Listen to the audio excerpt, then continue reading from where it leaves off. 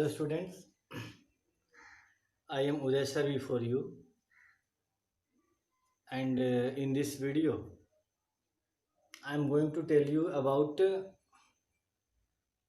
the new rulers, the new kingdoms which generally rose after the Arab invasions.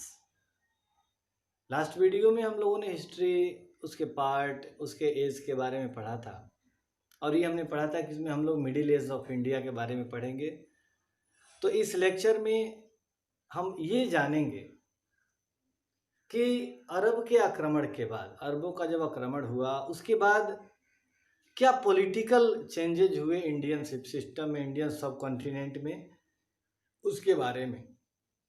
तो जो सबसे बड़ी चीज़ हुई वो ये था कि after the Arab invasion there were many kingdoms arrows.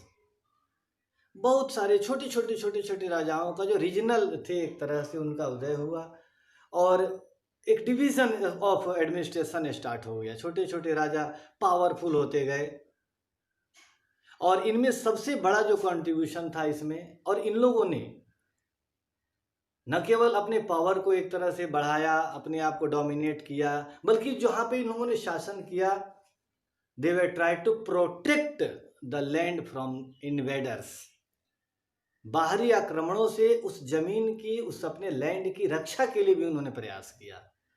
और जो इनमें जो सबसे इम्पोर्टेंट थे उनमें उनके नाम वे राजपूत। ठीक है, जैसे राजपूत की बात जब हम करते हैं तो दो वर्ड आते हैं, राजा प्लस पुत्र। तो वर्ड अगर इसका मीनिंग देखें तो ये राजाओं के ही क्लैन से जुड़े हुए थे, तो ये अपने आप को क्षत्रिय भी कहते थे। और इनमें देखें तो ये basically they are of two types. दो तरह के राजपूतों के जिक्र होते हैं, जिनमें एक अपने आप को राम से जोड़ के रखते थे जो सूर्यवंशी कहलाते थे, और दूसरे जो अपने आप को कृष्ण से जोड़ के रखते थे वो चंद्रवंशी कहलाते थे। इसके अलावा बहुत ऐसे जो रूलर्स थे जो इस कम्युनिटी में नहीं आते थे, उन्होंने भी ऐसा माना जाता है कि कुछ ऐसी कम्युनिटीज़ थी जो महर्षि वशिष्ठ का एक नाम आता है, जिन्होंने राजस्थान के माउंट आबू में एक जगह है जहाँ पे एक रिचुअल्स परफॉर्म किया, एक यज्ञ परफॉर्म किया और उसके बाद वो राजपूत कहलाने लगे। और इनमें सबसे बड़ा जो नाम आता है वो राष्ट्रकूटों का आता है, गुज्जर प्रतिहारों का आता है, यानी राजपूत क्लैन में सम्मिलित कर लिए गए। तो इस लेक्चर में इसको हम 2-3 लेक्चर के माध्यम से इसको जानेंगे। तो इस लेक्चर में हम इन राजपूतों के बारे में, इनकी इंपॉर्टेंट डायनेस्टी के बारे में पढ़ेंगे।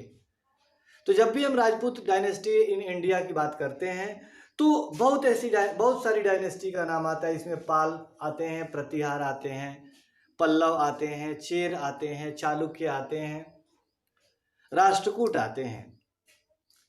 और इन सब के जो रीजन थे, जो शासन थे वो अलग अलग थे। इन सब का जो रूल ऑफ एडमिनिस्ट्रेशन था वो अलग अलग था। ये सारी चीज़ें डिफरेंट थी। तो इनमें चलिए सबसे पहले हम इनको एक एक करके इनकी डायनेस्टी के बारे में जानना चाहते हैं। तो अरबों के आक्रमण के साथ जो राजपूतों का एक तरह से उद्भव हुआ, अपराइजिंग जो हुआ, उसमें एक रीजन हर्षवर्धन की मृत्यु भी थी। और उसमें उसको चूंकि उसने एक डोमिनेशन स्थापित किया था, एक लार्ज एम्पायर तैयार किया था, तो उसके बाद ये बंटने लगा। और उसी में पहली कड़ी जैसे हम लोग जाएंगे पाल्स के बारे में। तो पाल डायनेस्टी जो थी बेसिकली बंगाल से जुड़ी हुई थी। और हर्षवर्धन के बाद गोपाल वहां मतलब एक व्यक्ति था, गोपाल नाम था, गोपाल को लोगों ने अपना शासक चुना। और उसी गोपाल के बेटे धर्मपाल आप देख सकते हैं, जिसने बंगाल में पाल डायनेस्टी को एक तरह से एस्टेब्लिश किया और धीरे धीरे अपने आप को डोमिनेट किया उसमें। और उसके बाद अगर हम इनकी बात करते हैं तो जो पाल रूलर थे आर्ट और आर्किटेक्चर के लिए जाने जाते थे। महेंद्र पाल एक राजा का भी नाम आता है। और बेसिकली इनका जो रिलीजन था ये बुद्धिस्ट थे, the Pala were Buddhist. And जो सबसे इम्पोर्टेंट इनका जो वर्क है वो नालंदा यूनिवर्सिटी का रिवाइवल है। इन्होंने उसको फिर से उसका जीर्णोद्धार किया, पुनर्स्थापित किया, महिमा को, उसके महत्व को बढ़ाने का प्रयास किया। दूसरी जब हम बात करते हैं राजपूत क्लैन में, तो वो नाम आते हैं गुजर प्रतिहार का, जो बेसिकली गुजरात साइड से जुड़े हुए थे। और ये वैसे ये नन राजपूत माने जाते हैं, बट इन्होंने, जैसे कि हमने बताया कि महर्षि वशिष्ठ के अंदर में इन्होंने एक हिरण्य गर्भ नामक रिचुअल्स को परफॉर्म किया और उसके बाद ये राजपूत क्लैन में शामिल किए गए। इट मीन्स इन्होंने अपने आप को राजपूत घोषित कर दिया, क्षत्रिय कहलाने लगे। और उसके बाद उन्होंने एक डोमिनेशन, अगर देखा जाए उनके पावर को, तो स्थापित किया। और इन्होंने, अगर आप देख सकते हैं कि कन्नौज पे अधिकार किया। उसके बाद इनका जो एम्पायर था, कश्मीर से लेके नर्मदा नदी, फिर काठियावाड़ से लेके बिहार तक, ये इनका जो एक्सटेंशन हुआ, एक्सपेंशन इन्होंने अपने आप का किया। तीसरे जो आते हैं वो चामान का नाम आता है। चामान के बारे में अगर हम बात कर रहे हैं तो इन्हें चौहान से भी जाना जाता है। और राजस्थान के जो छोटे छोटे जो इलाके थे, जयपुर था, जोधपुर था, अजमेर था, मेवाड़ था, उनमें इनका शासन स्थापित हुआ। और इन्होंने ही, जैसे दिल्ली को जो इम्पोर्टेंस बनाने की बात करते हैं, जैसे कि पिछले क्लास में आप लोगों ने पढ़ा होगा कि सबसे पहले दिल्ली और अजमेर को दिल्ली को एक तरह से तोमर राजपूत की जो इनके अंडर में आते थे, उसके डेवलप करने का काम उन्होंने किया। और दिल्ली को एक इम्पोर्टेंट जो जगह दिलाने का काम था, वो इन्हीं के देखरेख में हुआ था।